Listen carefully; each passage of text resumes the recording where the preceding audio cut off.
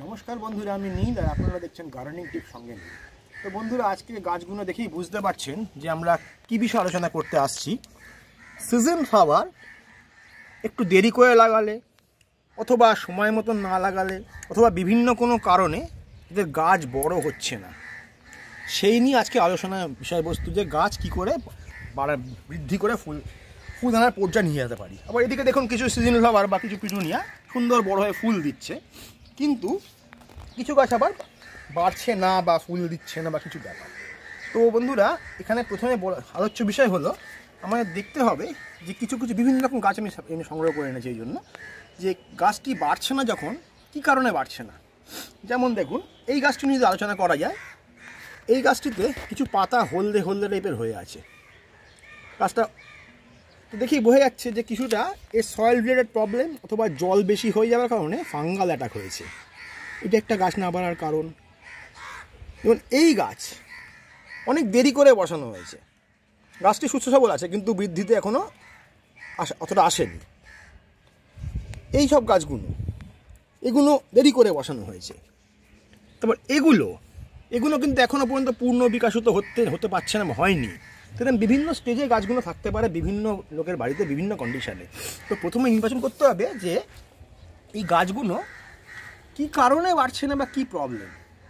ধরুন যাদের কাছে এরম পর্যায়ভুক্ত গাছ আছে যেগুলো পাতাগুলো প্রবলেম করছে, হলুদ হয়ে যাচ্ছে, মাটি ঠিক মতন তৈরি করা হয়নি বা এই ধরনের কিছু ব্যাপার, তো তাদের জন্য কী ব্যবস্থা করতে হবে? তাদের জন্য করতে হবে কি, সবচেয়ে প্রথমে গাছের সুস্থতা। তো আমি এখানে কিছুটা জল নিয়েছি 250 ml মতন। এর মধ্যে আমি এটা ফাঙ্গিসাইড, আপনার হাতে কাছে যে কোনো ফাঙ্গিসাইড সেটাই করবেন। 2 গ্রাম পার লিটার, মানে 250 ml আমাকে 1 গ্রাম মতন ফাঙ্গিসাইড এখানে আমি নিয়ে নিলাম। 1 গ্রাম না, 1/2 গ্রাম, সরি। প্রতি লিটারে 2 গ্রাম জল হবে।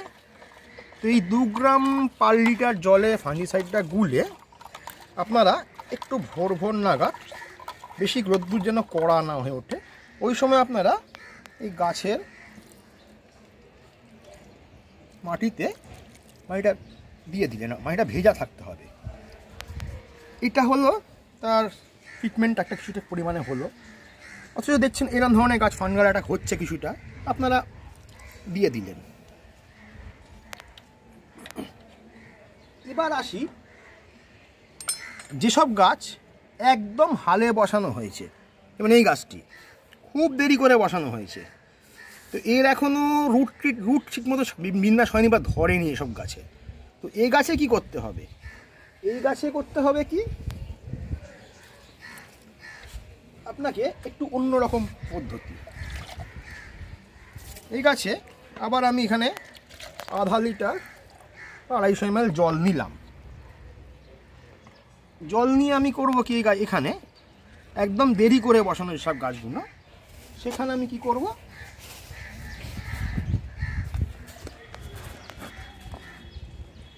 1261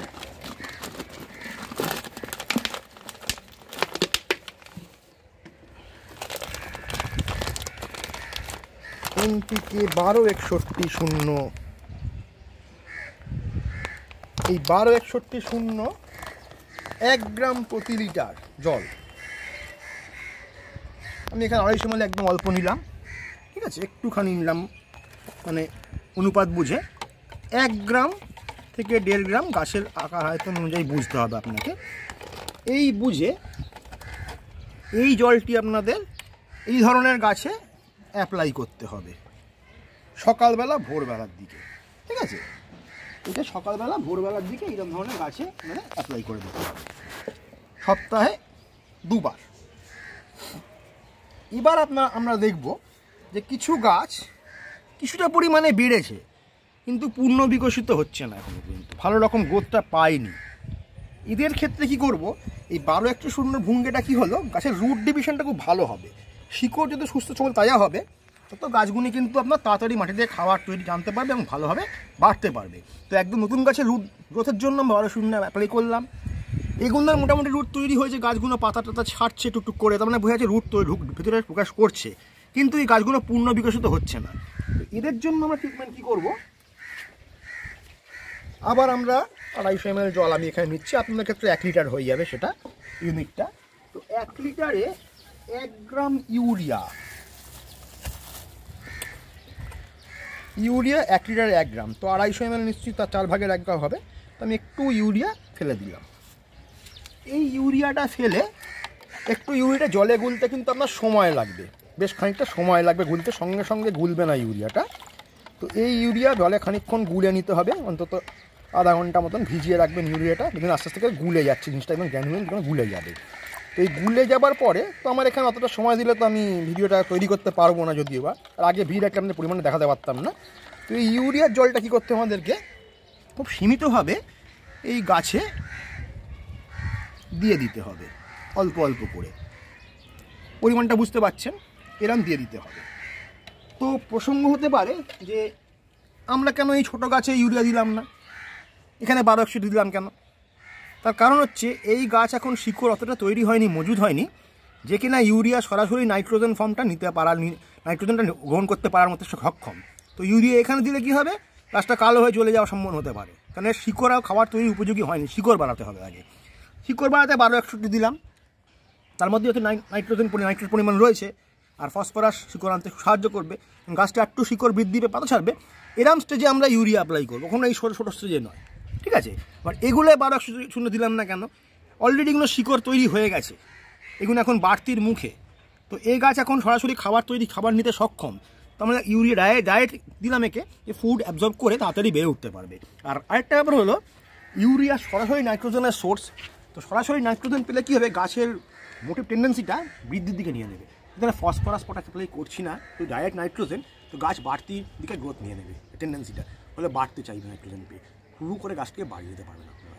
তো যখন আপনারা পূর্ণ বিকশিত হয়ে গেল, ইউরিয়াটা বন্ধ করে দিলেন। আর এই সব গাছগুলো এগুলো প্রথমে ফাঙ্গাল ট্রিটমেন্ট করে নিতে হবে। এই পাতা ফুতাগুলো এগুলোকে আগে আমাকে স্প্রে করে হোক বা এই মাটিতে দিয়ে হোক, যে কোনো ফাঙ্গিসাইড আগে সুস্থ করতে হবে, সুস্থ সতেজ। তারপরে করতে হবে কি, তারপরে এতেও আমরা মাঝে মাঝে ওই সপ্তাহে 1 বার 2 বার ইউরিয়া চালিয়ে দেবো, ঠিক আছে? কিন্তু কখনোই আমরা এই অবস্থা দেখাবার জন্য জলটা দিলাম, যদিও বা এই অবস্থায় ইউরিয়া দেবো না, এখানে রুট নষ্ট হচ্ছে, একটা ফাঙ্গাল অ্যাটাকে রুট কিন্তু ড্যামেজ হয়ে গেছে। তো এই অবস্থায় যদি আমি ইউরিয়া চালাই, এ কিন্তু খাবার নিতে পারবে না, গাছটা আরও 12টা বেড়ে যাবে। সুতরাং গাছের কোন পর্যায়ে, কোন সময়ে, কোন খাবার এবং সঠিক ট্রিটমেন্ট, এটা কিন্তু জানা আমাদের খুব জরুরি দরকার। আর তার উপরে একটা কথা হচ্ছে, এই গাছগুলিকে যেন, এই ধরনের স্টেজের গাছগুলি সরাসরি রোদ্দুরে থাকে, 6 ঘন্টা 7 ঘন্টা সানলাইট পায়, এরকম জায়গায় রাখতে হবে।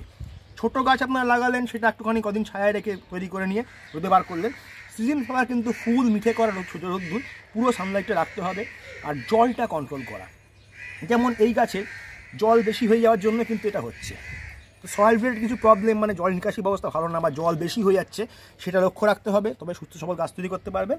আর ঠিক এই 3টে উপায়, যারা দেরি করে লাগিয়েছেন, অথবা যাদের মানে গাছ কিছু ড্যামেজ হয়েছে, অথবা গাছ কোনো কারণে বাড়ছে না, এইরকম ধরনের সমস্যার জন্য আপনারা এই পলিসি যদি অ্যাপ্লাই করতে পারেন, তাহলে কিন্তু গাছটা ইনস্ট্যান্টলি আপনারা পারফরমেন্স পেতে পারবেন। তো বন্ধুরা, আজকের জন্য এইটুকুনি, পরবর্তী বিষয়ে আবার দেখাবো নতুন কোনো অধ্যায় নিয়ে। নমস্কার। আর ভিডিওটি ভালো লাগলে লাইক করবেন, কমেন্ট করবেন, শেয়ার করবেন, অবশ্যই ভুলবেন না চ্যানেলটি সাবস্ক্রাইব করতে। আর লাইক করলে কী হয়, আমাদের উৎসাহ আরও বাড়বে, আমরা ভিডিও করতে আরও ভালোভাবে আর উৎসাহ পাবো। লাইক করবেন অবশ্যই ভিডিওটি। নমস্কার।